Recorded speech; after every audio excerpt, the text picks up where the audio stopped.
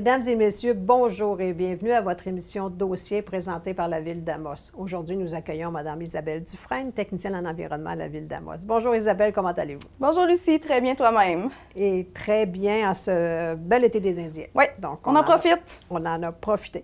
Comme annoncé lors de notre dernière émission, on avait dit qu'on parlerait d'environnement. Alors, c'est aujourd'hui qu'on parle de tellement de sujets que vous nous avez envoyés, dont on commence par le principal, la réduction à la source, qui est le principal objectif en bout de ligne. Oui, tout ce qu'on peut parler dans la gestion des matières résiduelles revient à la réduction à la source. Qui est la Moins base. on consomme, si on s'interroge avant de faire des achats, des portions individuelles, ça va aider tout ce qui va suivre dans nos questions à venir. Oui, parce Donc, que... point numéro 1, réduction à la source. Oui, fait que la gestion de nos bacs dépend de comment on consomme. Exactement. Parfait. Alors, on va débuter avec nos bacs. Oui. Donc, il y a une réglementation municipale sur les bacs. Oui, on a une réglementation qui vient d'être mise en vigueur. L'an dernier, je crois qu'elle a été juste modifiée, qui stipule le nombre de bacs, par exemple, qu'on a droit par résidence. C'est un bac par résidence. Un bac par de chaque couleur, par résidence. Selon, à moins d'exception. Exact. Par exemple, quelqu'un qui aurait une garderie avec plusieurs enfants aux couches, qui dirait, nous, on veut... deux bacs verts, on aurait un besoin spécifique. Okay. Là, il y a des autorisations, les gens peuvent nous contacter à l'environnement, mais sinon, la réglementation stipule vraiment, c'est un bac par couleur par résidence. Parce qu'on rappelle que ça augmente le temps de collecte. Et plus c'est cher, plus que ça, le résident... L'impact va sur le compte de taxes, malheureusement. C'est pour ça qu'il faut faire attention. Et, on commence avec, on a certaines questions que tout le monde se pose. Alors, mon bac n'a pas été ramassé. Pourquoi? Puis, qu'est-ce qu'on fait? Qu'est-ce qu'on fait? La première chose, il faut s'interroger. Est-ce qu'on l'a mis assez tôt le matin? Ces temps-ci, j'ai vraiment la question, mon bac n'a pas été ramassé. Les gens s'habituent à un horaire de dire, normalement, Sanima se passe vers 11 heures. On l'a vécu cet été sur la route 111, sur les travaux. Sanima se passait vers 6h30, qui est habitué de passer à 11 heures. Donc, les bacs doivent toujours être sortis la veille au soir. En soirée, pour s'assurer qu'ils soient collectés le lendemain. Oui, parce que des fois, il y a des bris, il y a des changements. Oui, il n'y a pas d'heure précise. Ils n'ont pas une tournée spécifique, par exemple, comme un autobus qui ont des heures fixes. Okay. Donc, il n'y a pas d'heure fixe pour la collecte. Ils ont toute la journée pour la faire. Donc, on s'assure que notre bac, la première raison pourquoi le bac n'a pas été collecté, c'est qu'il n'a pas été sorti à temps. Et on pourrait rappeler aussi par le fait même que si notre bac n'est pas plein, on n'est pas obligé de le mettre au chemin toutes les semaines. Là, comme moi, mon bac de compost, ça peut prendre plusieurs semaines avant que je finisse par le mettre au chemin. Ça fait une levée, pas inutile, mais ça fait une levée. Recyclage, même chose. Des fois, nous, on est aux 3 semaines, donc je le mets aux 6 semaines. S'il n'est pas plein, on n'a pas besoin de le mettre. Première interrogation, savoir pourquoi mon bac n'a pas été collecté. On regarde l'heure de sortie du bac. Oui. Ensuite, on regarde, il y a certains facteurs. Est-ce qu'il était trop lourd? On a vécu des gens qui ont mis mettre de l'asphalte. Donc, le bras, c'est des bras mécanisés, sont calibrés. Donc, s'ils sont excédents à 110 kg, le bras ne sera juste pas capable de soulever. Donc, c'est une question à se poser. Dans le fond, c'est pour éviter le bris du bac. Pour éviter le bris du bac et le bris du camion. Donc, c'est calibré comme ça. Est-ce que mon bac est brisé? Il y en a que c'est les bacs, ils n'ont plus de couvercle, donc ils ne sont pas collectés. Ou est-ce que, justement, on a parlé un petit peu précédemment de dire est-ce qu'il y a 2 bacs verts, 2 bacs bleus, et que c'est une résidence. Donc, peut-être qu'il y en a seulement un qui a été collecté pour cette raison. Dans tous les cas, souvent, Sanimos, notre sous-traitant, va laisser un petit mémo. Donc, première chose, regardez s'il y a un petit mémo. Sinon, deuxième chose, c'est qu'on nous contacte au service de l'environnement. Assez rapidement. Assez rapidement, c'est ça le point que je voulais dire, parce que des fois, j'ai des appels qui disent « fait 2 semaines qu'ils ne collectent pas » ou « la semaine passée, ils n'ont pas ramassé ». Ce qu'il faut comprendre, c'est que notre sous-traitant a des collectes. Par exemple, il y a une semaine qui est dans le bleu, mais la semaine prochaine, il va être dans le compost, le bac brun.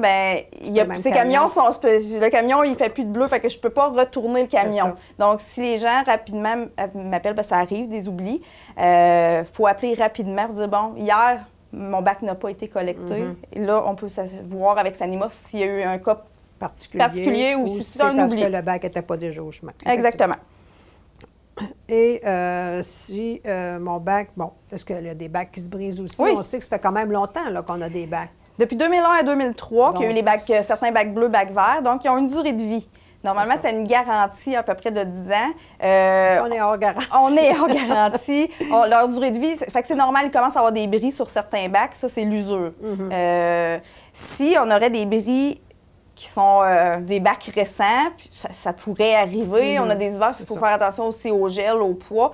Mais s'il y a quelque chose d'anormal qui arrive, on nous contacte à l'environnement. Mes premières questions que je vais vous poser au téléphone, c'est votre bac à quel âge? Puis il y a des petites roulettes à l'intérieur qu'on peut voir l'année de construction. Là. Fait que ceux qui me disent, bien, mon bac il a été acheté par la ville, c'est dans les années 2001 à 2003, on peut dire qu'ils ont leur vie dans le corps. Et pour ne pas faire de déchets pour rien, alors on peut aussi changer des pièces après. Ben oui, c'est ça. Si il manque des pièces, une couvercle brisée, des roues brisées, justement, Sanimos tiennent en stock toujours quelques pièces. Ils ont toujours ça. C'est pas à la ville directement, il faut contacter Sanimos, mais ils vendent des pièces, ça revient moins cher que d'acheter le bac complet lorsque c'est possible. OK. Et, bon, on sait aussi que les objets à côté des bacs, c'est pas autorisé parce que la collecte mécanisée ne peut pas les ramasser. Alors, c'est une raison aussi pourquoi... Oui, les gens me demandent beaucoup, pourquoi ça n'a pas été collecté à côté de mon bac? Donc, première raison, c'est rendu de plus en plus mécanisé. Donc, il n'y a plus d'aide à notre conducteur. Il en reste encore quelques-uns sur certaines routes de collecte, mais de moins en moins, c'est mécanisé. Donc, le conducteur ne sort pas. Ensuite, le pourquoi aussi qu'il y avait beaucoup de recyclage qui venait mouiller. Bon, on mettait des boîtes, la veille, il mouillait, le recyclage était perdu, des envols, donc c'est... Le bac est mal fermé, c'est certain. Oui, il n'y a vraiment plus rien qui est collecté à côté du bac. Puis, s'il était trop plein et ça se tombait à côté, bien, c'est sûr que le conducteur ne sortira pas pour les ramasser. Donc, et voilà. Et pour les personnes qui déménagent? Oui, c'est une bonne question que j'ai eue à quelques reprises. Est-ce que je peux partir avec mes bacs ou est-ce que le bac appartient à la maison?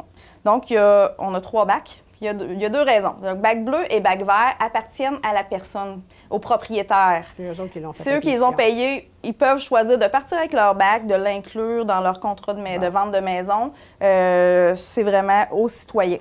Tandis que le bac brun, il a été fourni par la ville d'Amos, donc il appartient à la résidence. On doit le laisser là en cas de vente. Parfait.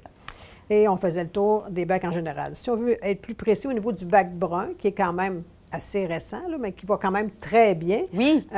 Comment va notre compost? Le compost va super bien. Oui. C'est beau à voir aller, c'est beau de voir les collectes même. Il y en a qui pourraient dire que c'est étrange de dire ça, mais on n'a pas beaucoup. Ben oui, on a toujours des contaminants. On va avoir les mêmes contaminants, quelques boîtes de conserve, du plastique. Mais à date, encore en novembre 2020, je peux dire que les réceptions de compost vont bon train puis que c'est du beau compost. OK. Mais de toute façon, on fait des petits rappels là, quand on voit qu'il y a des petits accrochages. Il faut toujours faire de la sensibilisation, puis il y a des oublis normaux, puis sauf que ça va quand même très bien. Bon, donc, alors, présentement, vous êtes à effectuer des tests pour connaître la qualité du compost? Oui, on attend les résultats de tests. Les tests ont été effectués dans les semaines passées. On attend des résultats du laboratoire pour savoir si, par la suite, on va pouvoir le distribuer aux citoyens. Puis là, avec la neige qui s'en vient, tout ça, on pense bien qu'avec la distribution aux citoyens, il va s'en aller plus vers le printemps si les résultats de tests sont concluants. OK. Fait qu'on verra au printemps qu'est-ce qui se passe. Exact. Selon la quantité de compost, qu'est-ce qu'on fait avec ça. C'est une bonne affaire.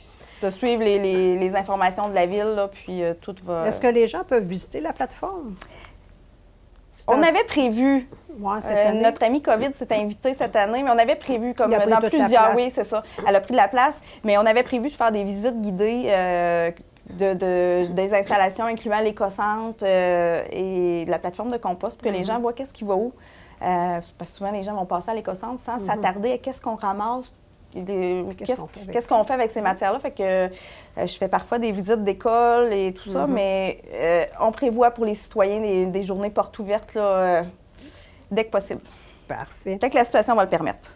Et on parle maintenant du bac vert. Et en 2020, il y a eu un peu moins de collecte, mais là, avec l'arrivée du bac brun, j'imagine que c'est tout à fait normal qu'on avait 2 poubelles au lieu d'une. On a été gâtés pendant plusieurs années. On avait la collecte du bac vert aux semaines. Puis évidemment, avec l'arrivée de notre ami bac brun, bien, on a dû couper les collectes de bac vert parce que, en fait, le but, on a parlé réduction à la source des déchets ultimes. Une fois qu'on a composté, le compost prenait environ 45-55 de notre bac, puis qu'on enlève le recyclage aussi, bien, on n'a pas beaucoup, on a déjà parlé de qu'est-ce qu'elle est où, mais il ne reste plus beaucoup de déchets ultimes. Là. On parle de certains plastiques numéro 6, certains plastiques mous.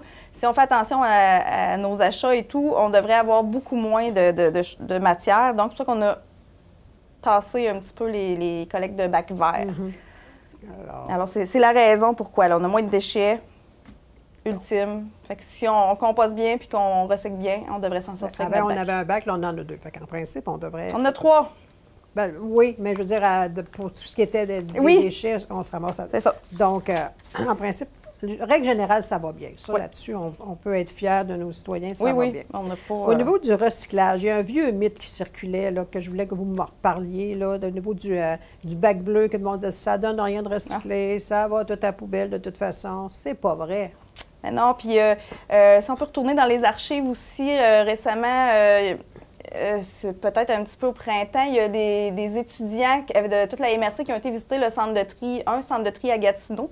Nous, à Amos, on est la seule MRC, on s'en va à Tetford Mines chez Récupération Frontenac en ce moment. Mais partout ailleurs, vont chez Tricentris, c'est des centres de tri semblables, mais ils ont les mêmes débouchés.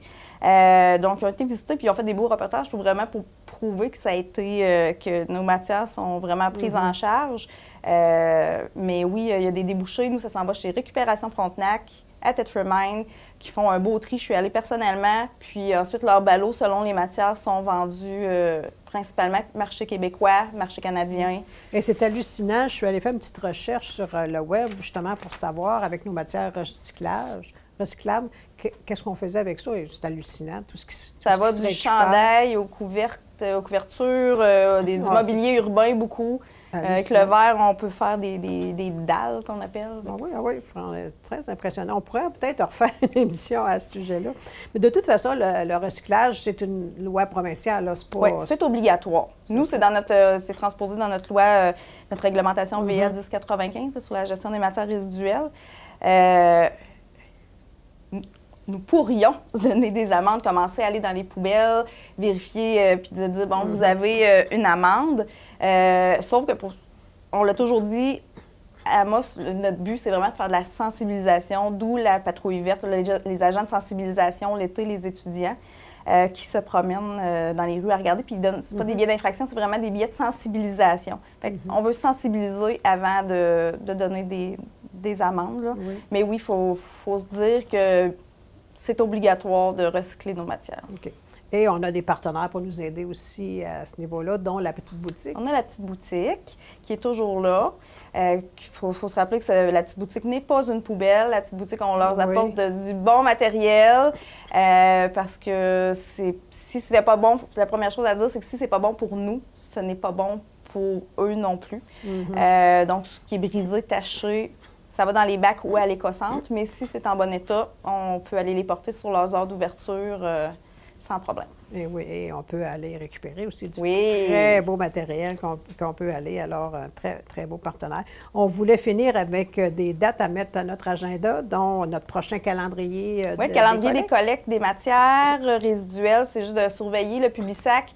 J'ai pas encore la date, mais fin décembre, début janvier, c'est toujours vers ces dates-là qu'on le sort dans le Publisac, le calendrier cartonné qui va aimanter pour le frigo, qui est encore très en demande pour le moment.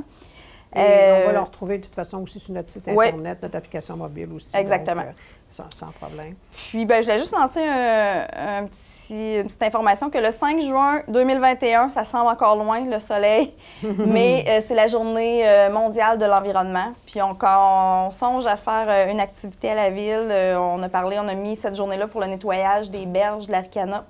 Et nettoyage, on pensait faire les parcs, donc on va être à la recherche peut-être de partenaires, des comités verts, des écoles, peu importe, qui veulent embarquer avec nous. Pour le 5 juin 2021, on veut essayer de faire un bel événement, nettoyer notre ville. Alors, de très belles informations vous nous avez données. On vous en remercie. On remercie d'avoir été des nôtres. Grand plaisir. Je suis certaine que certains téléspectateurs vont trouver leur compte dans nos informations, répondre à leurs interrogations. Il y en a souvent plusieurs. De toute façon, ils peuvent toujours vous écrire à environnement@amos.québec. Vous appelez également. Donc, vous êtes toujours disponible pour répondre à leurs questions. Alors, je vous remercie d'avoir été avec nous. On vous souhaite une belle semaine et on se donne rendez-vous à une autre une autre émission un peu plus tard. Merci. Oui, bonne fin de journée.